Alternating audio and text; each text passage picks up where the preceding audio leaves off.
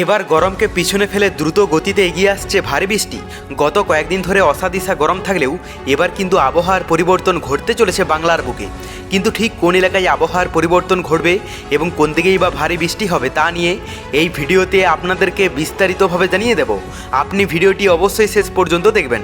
ভিডিওটি ভালো লাগলে একটি লাইক করবেন, আর এইরকমই লেটেস্ট ও হেল্পফুল ভিডিওগুলি সবার প্রথম দেখার জন্য আমাদের চ্যানেলটিকে সাবস্ক্রাইব করে পাশের বেল আইকনটি বাজিয়ে দেবেন। চলুন এক নজরে দেখে নেওয়া যাক। রাজ্যের আবহাওয়ায় বড়সড় বদল। একদিকে আসাম এবং বাংলাদেশে একটি করে ঘূর্ণাবর্ত তৈরি হয়েছে, অন্যদিকে রাজস্থান থেকে পশ্চিমবঙ্গের উপর দিয়ে মিজোরাম পর্যন্ত বিস্তৃত রয়েছে সক্রিয় মৌসুমী অক্ষরেখা।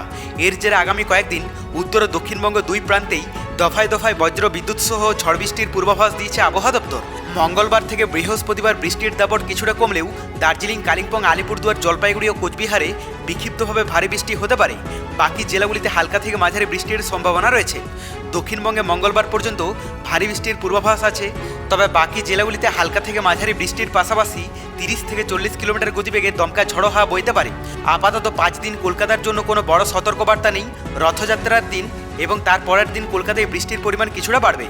তো এরপর আমরা যদি লাইভে আপডেটটা দেখে নিই, প্রথমে আমরা যদি আজ সকালের দিকে পশ্চিমবঙ্গের দক্ষিণবঙ্গের এলাকাগুলোর কথা বলি, তো এখানে কলকাতা থেকে শুরু করে দক্ষিণবঙ্গের অধিকাংশ এলাকার আকাশই কিন্তু মেঘলা থেকে মেঘাচ্ছন্ন থাকবে এবং হালকা ফুলকা বৃষ্টিরও সম্ভাবনা রয়েছে। যদিও এখানে জামশেদপুরের কাছাকাছি এলাকা, সেই সঙ্গে পুরুলিয়া, বাঁকুড়া, চাকুলিয়া এই কয়েকটি এলাকাতে মোটামুটি পরিষ্কার আবহাওয়া থাকবে, তবে এখানে আসানসোল থেকে শুরু করে ধানবাদ, দুর্গাপুর, বর্ধমান, চন্দ্রকোনা, খড়গপুর, কলকাতা, বহরমপুর, মুর্শিদাবাদ, ভাটপাড়া, মোটামুটি দক্ষিণবঙ্গের বেশিরভাগ এলাকা জুড়েই কিন্তু বৃষ্টি হবে।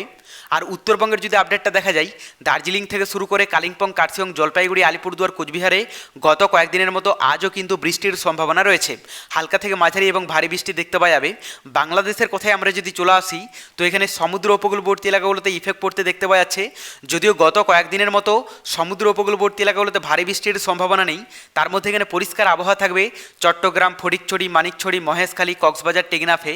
আর এদিকে পটুয়াখালী, বরিশাল, নোয়াখালী, চাঁদপুর এগুলোতে মোটামুটি পরিষ্কার আবহাওয়া দেখতে পাওয়া যাচ্ছে। উপরের দিকের কথা বলতে গেলে বেশিরভাগ এলাকা জুড়েই কিন্তু বৃষ্টি হবে। বেশি ইফেক্ট থাকতে পারে পঞ্চগড়, ঠাকুরগাঁও, দিনাজপুর, রংপুর, কুড়িগ্রাম, বালুরঘাট।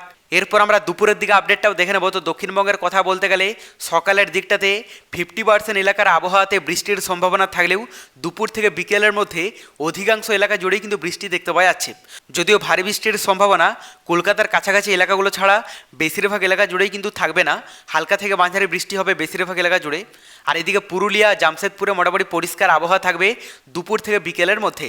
উত্তরবঙ্গের যদি আপডেটটা দেখা যায়, দার্জিলিং থেকে শুরু করে কালিম্পং, কার্শিয়ং, জলপাইগুড়ি, আলিপুরদুয়ার, কোচবিহারে ভালোই কিন্তু বৃষ্টির সম্ভাবনা দেখতে পাওয়া যাচ্ছে সকাল, দুপুর এবং বিকেলের দিকটাতে। বাংলাদেশের কথায় আমরা যদি চলে আসি, তো এখানে সমুদ্র উপকূলবর্তী এলাকাগুলোতে ভালো ইফেক্ট থাকবে এবং ভিতরের এলাকার মধ্যে 90 থেকে 95% এলাকার আবহাওয়াতেই কিন্তু বৃষ্টির সম্ভাবনা দেখতে পাওয়া যাচ্ছে। কোথাও হালকা, কোথাও মাঝারি এবং কোথাও ভারী বৃষ্টি দেখতে পাওয়া যাবে। যদি আমরা বঙ্গোপসাগরের আপডেটটা দেখি, তো বঙ্গোপসাগরের এই অংশে মানে বাংলাদেশের সমুদ্র উপকূলবর্তী এলাকার কাছাকাছি অংশে গত কয়েকদিন আগে দুর্যোগপূর্ণ আবহাওয়া ছিল, কিন্তু মিডিল অংশে কিন্তু একটা দুর্যোগপূর্ণ আবহাওয়া দেখতে পাওয়া যাচ্ছে এবং এর ইফেক্টটা বিশেষ করে এইরকমভাবে বেঁকেই কিন্তু বাংলাদেশের দিকেই ঢুকছে। পরবর্তীতে বঙ্গোপসাগরে বড়সড় দুর্যোগের আভাস পেলে অবশ্যই আপনাদেরকে লাইভে জানিয়ে দেব। এরপর আমরা তাপমাত্রাটা দেখে নেব যে গত কয়েকদিন ধরে বৃষ্টির ফলে তাপমাত্রায় কতটা কি চেঞ্জেস লক্ষ্য করা যাচ্ছে। আজ দুপুরের দিকে আমরা যদি দক্ষিণবঙ্গের তাপমাত্রাটা দেখে নিই, তো এখানে কলকাতা এবং দক্ষিণবঙ্গের বেশিরভাগ এলাকার তাপমাত্রা থাকতে পারে 31-32 ডিগ্রির মধ্যে। পাশাপাশি উত্তরবঙ্গের যদি তাপমাত্রাটা দেখা যায়, তো এখানে দার্জিলিং, কালিম্পং, কার্শিয়ংয়ে 22 থেকে 24 ডিগ্রি দেখতে পাওয়া যাচ্ছে। আর এদিকে জলপাইগুড়ি, আলিপুরদুয়ার, কোচবিহারের তাপমাত্রা থাকতে পারে 29-30 ডিগ্রির মধ্যে। বাংলাদেশের কথায় আমরা যদি চলে আসি, তো এখানে সমুদ্র উপকূলবর্তী এলাকা এবং ভিতরের এলাকার মধ্যে বেশিরভাগ এলাকার তাপমাত্রা থাকতে পারে 29 থেকে 30 ডিগ্রির মধ্যে। এরপর আমরা রাতের দিকে তাপমাত্রাটাও দেখে নেব। তো এখানে দক্ষিণবঙ্গের কথা বলতে গেলে কলকাতা এবং দক্ষিণবঙ্গের বেশিরভাগ এলাকার তাপমাত্রা থাকতে পারে 27-28 ডিগ্রির মধ্যে। পাশাপাশি উত্তরবঙ্গের যদি আপডেটটা দেখা যায়, তো এখানে দার্জিলিং, কালিম্পং, কার্শিয়ংয়ে 20-21 ডিগ্রি দেখতে পাচ্ছে। আর এদিকে জলপাইগুড়ি, আলিপুরদুয়ার, কোচবিহারের তাপমাত্রা থাকতে পারে 27 ডিগ্রির মধ্যে।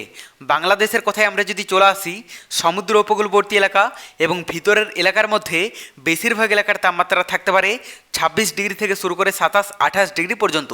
তবে পরবর্তীতে বঙ্গোপসাগরে নতুন কোনো দুর্যোগের আভাস পেলে অবশ্যই আপনাদেরকে লাইভে জানিয়ে দেব। তার জন্য চ্যানেলটিকে সাবস্ক্রাইব করে রাখতে ভুলবেন না।